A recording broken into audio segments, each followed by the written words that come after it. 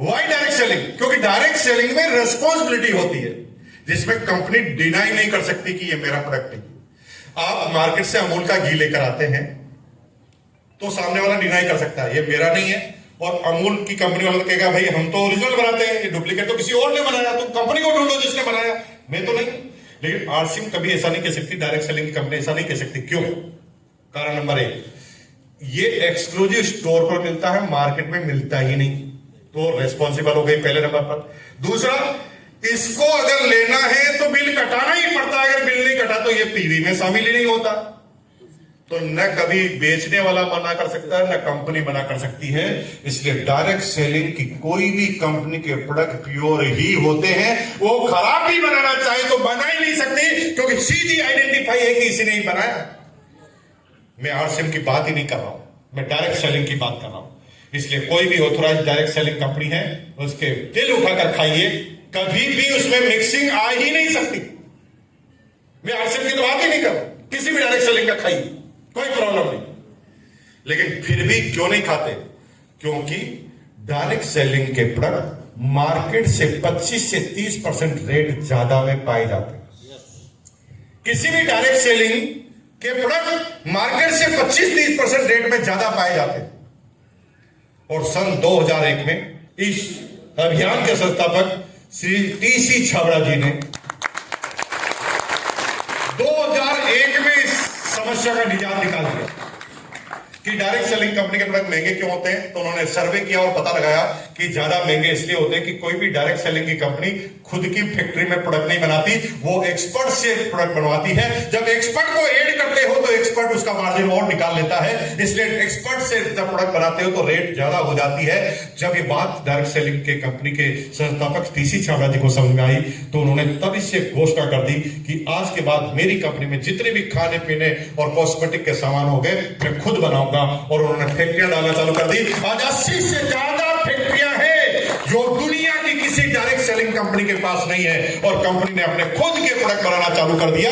खाने पीने से हल्दी खाएं तो आरसीएम की, धनिया खाएं तो आरसीएम का, आटा लें तो आरसीएम का, और कंपनी ने खाने पीने के सारे प्रोडक्टों को अपने हाथ में ले लिया। और ये पूरी दुनिया की पहली ऐसी कंपनी बनी जो डायरेक्ट सेलिंग की होने के बाद मार्केट से 10% रेट में कम में प्रोडक्ट देती है। It's happen only in RCM. बोलो जय। खान पीन की बीमारियों का माइनस पॉइंट क्या पता है? ये खाते ही नहीं होती। जैसे पॉम ऑयल खतरनाक है, कैंसर का कॉज है, लेकिन एक बार पॉम ऑयल का समोसा खाया तो अगले दिन कैंसर होकर मरने का होगी। ये खाने पीने की बीमारियां धीरे धीरे होती है, धीरे धीरे होती है। जब लगातार लगातार लगातार लगातार लगातार लगातार लगातार खाते हो गलत चीज, फिर जाकर एक बीमारी पैदा, और बीमारी की बात पैदा होती है ना तो 2 साल तक तो बीमारी ही पता नहीं चलने देती। अंदर कैंसर चालू हो गया, लेकिन 2 साल तक तो आपको ही पता नहीं चलेगा कैंसर हो गया। 2 साल बाद जब कोई अटैक होगा शरीर के किसी भाग पर, दर्द होगा तो डॉक्टर के पास जाओगे, डॉक्टर कहेगा भाई साहब गांठ है, इसकी बायोप्सी करनी पड़ेगी। वो आपका सैंपल निकालेगा, सैंपल निकाल के लेबोरेटरी में भेजेगा और अंदर से रिपोर्ट आएगी द ग्रेड 2 कैंसर, और कोई इलाज संभव नहीं है। डॉक्टर आपके हाथ जोड़ता है, कहता भाई साहब मैं आपकी कोई हेल्प नहीं कर सकता, अब प्रभु के हाथ में, that is the God planning. अब मेरे हाथ में कुछ नहीं, सारा सब कुछ हमारे आंखों के सामने हो रहा है, लेकिन हम कुछ नहीं कर रहे। हम कह रहे सारा मरेगा तो घर भेज देंगे, लेकिन नहीं मरे उसके लिए कुछ नहीं कर रहे। और ये आपका सिस्टम ऐसा है कि सिस्टम में आप कुछ करना चाहो तो भी कुछ नहीं कर सकते। एक भी ऐसी चीज तो बताओ बाबू जिसमें मिलावट ना हो। अखबार में आता दूध में मिलावट, सब्जी में मिलावट, आटे में मिलावट, मसाले में मिलावट, पनीर में मिलावट, हल्दी में मिलावट, धनिया में मिलावट, धनिया में मिलावट। साला एक चीज बताओ मिठाई से लगाकर जिसमें मिलावट ना हो।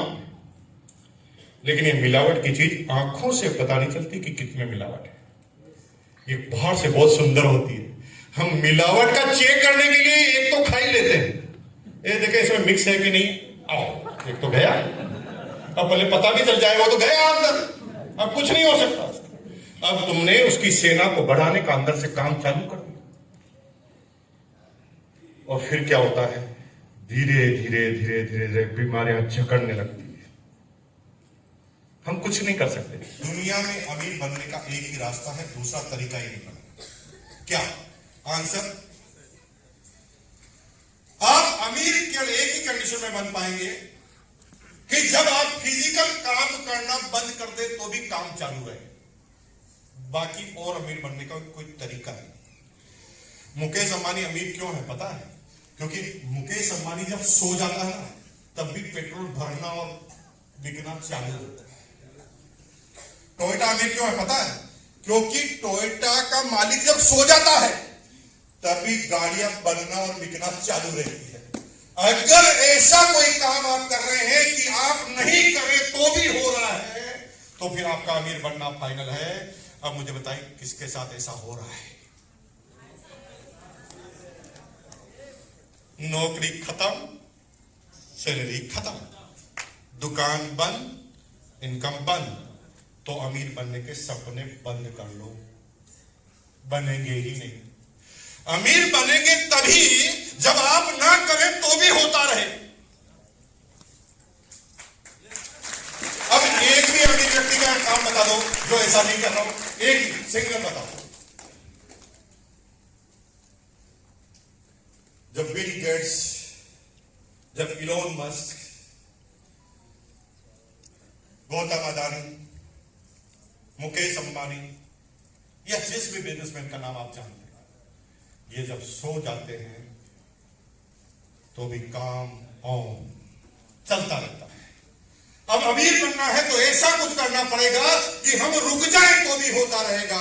आपके पास अगर जवाब नहीं है तो बोलो यस।